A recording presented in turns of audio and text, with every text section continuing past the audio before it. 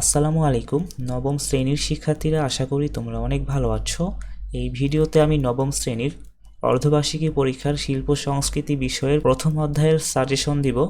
এখানে কাজ 1, গ্রামীণ সংস্কৃতি, নগর সংস্কৃতি, ক্ষুদ্র নৃগোষ্ঠীর সংস্কৃতির বিভিন্ন উপাদানের একটি তালিকা তৈরি করো। এখানে উত্তর লিখেছি আমি গ্রামীণ সংস্কৃতি, নগর সংস্কৃতি, ক্ষুদ্র নৃগোষ্ঠীর সংস্কৃতি। গ্রামীণ সংস্কৃতির ঘর বাড়ির ধরন দিয়েছি খড়, টিন, মাটি ও ছনের তৈরি। এরপর নগর সংস্কৃতি রড, ইট, সিমেন্ট ও বালু দিয়ে তৈরি দালান কোঠা। ক্ষুদ্র নৃগোষ্ঠীর সংস্কৃতি, তাদের ঘর বাড়ির ধরন হচ্ছে বাঁশ, কাঠ ও মাটির তৈরি।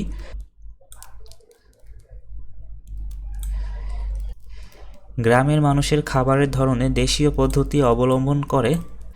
শহরের মানুষের খাবারের ধরনে দেশি ও বিদেশি সংস্কৃতি মিশ্রিত। এরপরে লিখেছি ক্ষুদ্র নৃগোষ্ঠীর মানুষের খাবার তাদের নিজস্ব সংস্কৃতি অনুযায়ী হয়ে থাকে। এরপরে পোশাকের ধরন শাড়ি, লুঙ্গি, ধুতি ইত্যাদি। এখানে পোশাকের ধরন হচ্ছে প্যান্ট, শার্ট, কামিজ ইত্যাদি। এরপর ক্ষুদ্র নৃগোষ্ঠীর পোশাকের ধরন তাদের নিজস্ব ধর্মী পোশাক। এরপরে লিখেছি শিল্পকলার ধরন পুরাতন শিল্পকলার আগ্রহী, যেমন যাত্রাপালা। এখানে রয়েছে আধুনিক শিল্পকলার আগ্রহী, যেমন নাচ, গান। ক্ষুদ্র নৃগোষ্ঠীর ক্ষেত্রে তাদের নিজস্ব শিল্পকলা, নাচ, গান। গ্রামের মানুষ বৈশাখী মেলা আয়োজন করে, শহরের মানুষ মেলার আয়োজন করে না। ক্ষুদ্র নৃগোষ্ঠীর মানুষ তাদের নিজস্ব ভঙ্গিতে মেলা আয়োজন করে। গ্রামের মানুষ ধর্মীয় আচার অনুষ্ঠান কঠোরভাবে পালন করে। শহরের মানুষ গ্রামের মানুষের মতো ধর্ম অনুরাগী হয় না। ক্ষুদ্র নৃগোষ্ঠীর মানুষ তাদের নিজস্ব ধর্মীয় অনুষ্ঠান পালন করে।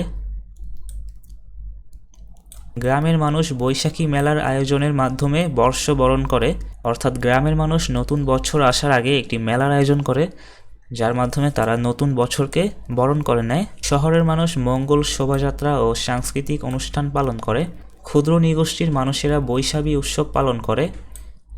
এরপরে রয়েছে গ্রামের মানুষ জাতীয় দিবসগুলো দৃঢ়ভাবে পালন করে না। শহরের মানুষ জাতীয় দিবসগুলো বেশ গুরুত্ব সহকারে পালন করে। ক্ষুদ্র নৃগোষ্ঠীর মানুষেরা জাতীয় দিবস তেমন পালন করে না। এরপর এখানে কাজ 2, ঐক্য কি। এখানে লিখতে পারি ছবিতে বিভিন্ন উপাদানের সুশৃঙ্খল উপস্থাপনকে ছবি আঁকার ভাষায় ঐক্য বলে। এরপরে প্রশ্ন হচ্ছে নিজের পছন্দ অনুযায়ী একটি করে প্রাকৃতিক ঐক্য এবং জ্যামিতিক ঐক্যের নকশা তৈরি করো। আমরা এখানে লিখেছি ছবির উপাদানগুলো হলো রেখা, আকৃতি, গড়ন, রং, পরিসর, আলো, ছায়া, বুনট। ছবি আঁকার নিয়মনীতি অনুসরণ করে এক বা একাধিক উপাদানকে যথাযথভাবে ব্যবহারের মধ্য দিয়ে ছবিতে ঐক্য ফুটিয়ে তোলা হয়। আমরা এখানে প্রাকৃতিক ঐক্য এখানে আমরা একটি ছবির মাধ্যমে প্রকাশ করেছি।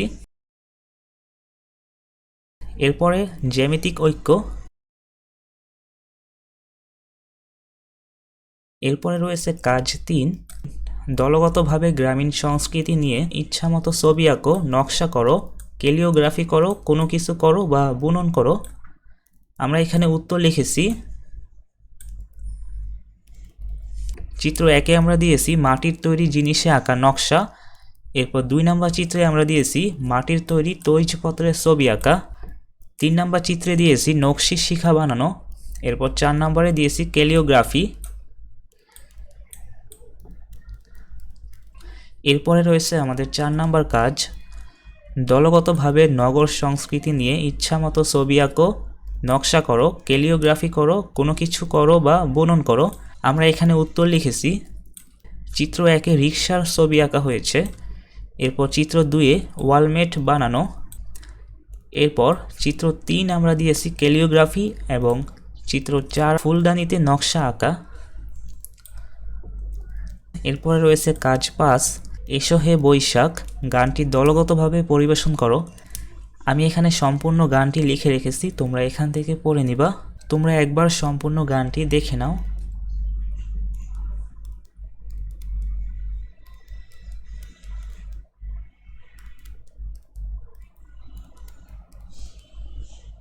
আমাদের আজকের ভিডিও এই পর্যন্তই। এর পরবর্তী ভিডিও পেতে অবশ্যই চ্যানেলটিকে সাবস্ক্রাইব করে পাশে থাকা বেল আইকনটি অন করে দাও। সকলে ভালো থেকো। আল্লাহ হাফেজ।